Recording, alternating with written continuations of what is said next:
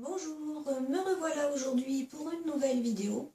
Donc si vous aimez mes vidéos, n'hésitez pas à partager et liker pour m'encourager à continuer.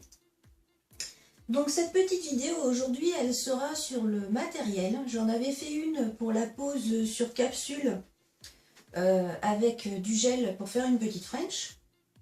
Donc aujourd'hui, ce sera pour la pose de base en résine acrylique, toute simple, d'une seule couleur. Donc pour cette pose, il faut, comme toujours, le petit pouce cuticule pour commencer la pose.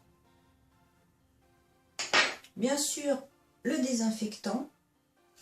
Donc mon désinfectant est un L-Prep aussi. Donc soit vous avez les deux en un, soit vous êtes obligé de prendre des produits séparés. Moi je préfère prendre un produit qui sert à faire les deux choses en même temps. Comme ça, ça me fait une étape de moins. C'est moins de temps perdu. Donc bien sûr, ensuite, le coton. Donc du coton qui ne peluche pas. Pour éviter d'avoir des défauts dans la pose avec des petits résidus de coton, il faut toujours du coton qui ne peluche pas. Donc c'est du coton comme ça, qu'on trouve en carré. Donc ensuite, on va avoir besoin de différentes limes. Donc un grain fin pour préparer la plaque. Et ensuite, on aura besoin d'un grain plus costaud. Parce que la résine, c'est quelque chose qui est dur à limer. C'est pas vraiment comme le gel. Donc il faut quelque chose qui puisse bien poncer si vous voulez éviter de perdre du temps. Donc le grain, je dirais 100, 150. Pour les débutantes, 150 ce sera peut-être mieux si elles ont peur de trop limer d'un coup. Mais après, avec l'habitude, vous pouvez prendre du 100 et vous finalisez avec votre lime plus douce. Et pour bien finaliser la pose, bien sûr, le petit buffer avec les doubles faces, le grain moyen et le grain fin, pour faire une jolie pose. Vous aurez besoin, bien sûr, d'un primer. Donc vous avez des primers acides, des primers sans acide. Donc celui-là, c'est un primer acide. Donc je préviens, si vous prenez un primer acide, il faut éviter absolument de toucher la peau parce que ça brûle énormément. Donc je vous conseille quand vous êtes débutant de prendre un primer non acide, c'est beaucoup mieux. Au moins ça vous évite de sauter au plafond si jamais vous venez en mettre un tout petit peu sur la peau. Ensuite la petite brosse pour pouvoir nettoyer la poussière. Après, donc pour la résine, on a besoin de deux produits. Donc là, j'ai dit c'est une pose toute simple.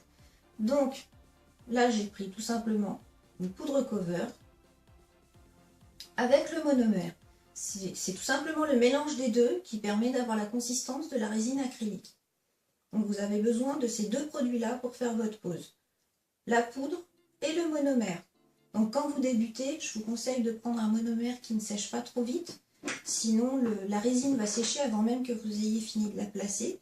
Donc choisissez bien votre monomère.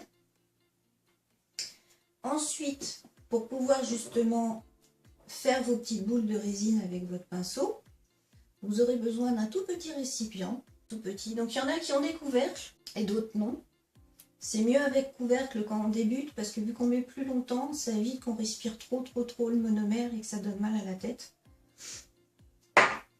Après, pour faire une jolie pose, si on veut un joli curve, je vous conseille de prendre une pince à pincher. Moi, la mienne, elle est tout simplement comme ça, mais il y en a plein d'autres. J'en ai d'autres qui sont un espèce de petit système qui se serre avec un élastique. Après, il y a des petites pinces qui ressemblent un petit peu à ce qu'on pourrait trouver pour les pinces à cheveux. Vous voyez, le système des pinces à cheveux, c'est le même système. Il y a plein de sortes de pinces à pincher. Mais moi, celle-ci fait partie de mes préférées. Donc bien sûr, vu que c'est une pose sur chablon, il vous faut du chablon. Après, pour pouvoir travailler votre résine, il vous faut un pinceau. Donc le pinceau pour la résine, il ne faut pas le prendre trop petit. Donc je vous conseille de prendre un pinceau avec des poils naturels, comme celui-là. Donc celui-là, il est de la marque Tammy Taylor. Et il est super résistant parce que ça doit faire 6 ans que je l'ai quand même. Donc pour dire qu'il résiste bien au temps. À partir du moment où on prend soin de ces pinceaux, de toute façon, logiquement, ils peuvent résister très longtemps. Donc, vous prenez donc un pinceau pour la résine qui a cette forme au bout pour pouvoir bien la travailler, puisque la résine, on la pose, on pose la petite boule. Ensuite, on essuie le pinceau et après, on aplatit. On aplatit, on pousse, on aplatit, on met en forme avec ce pinceau, donc il faut qu'il soit vraiment bien adapté et pas trop petit. Donc voilà. Pour justement pouvoir nettoyer son petit pinceau de façon régulière à chaque fois qu'on en a besoin, moi j'utilise tout simplement de l'essuie-tout. J'ai toujours une feuille d'essuie-tout qui est pliée en 2 ou en 4 à côté de ma main. Et je m'en sers tout simplement pour essuyer mon pinceau. Donc voilà. Et ensuite, pour finaliser la pose, j'utilise tout simplement une finition. Donc j'ai une petite préférence pour les finitions avec résidus et surtout celle-là, qui est aussi de la marque Tammy Taylor. Elle évite en fait que ma pose jaunisse. Mais par contre, effectivement, il ne faut pas oublier qu'on aura besoin du cleaner pour la dégraisser puisqu'elle contient des résidus. Mais j'adore cette finition parce qu'elle est vraiment parfaite pour pouvoir faire des poses de résine. Donc évidemment, comme on a besoin d'un gel, pour la finition, on a aussi besoin d'une lampe UV. Donc, comme dans l'autre vidéo où je vous ai parlé matériel, n'oubliez pas que la lampe UV, donc si vous choisissez une lampe simple qui fait que UV, 36 watts minimum. Et si vous choisissez une lampe comme celle-ci, par exemple, qui fait LED UV, pareil, 36 watts minimum si vous voulez que votre gel catalyse bien. Après, si vous voulez, vous pouvez prendre du 48 watts, ce sera encore mieux.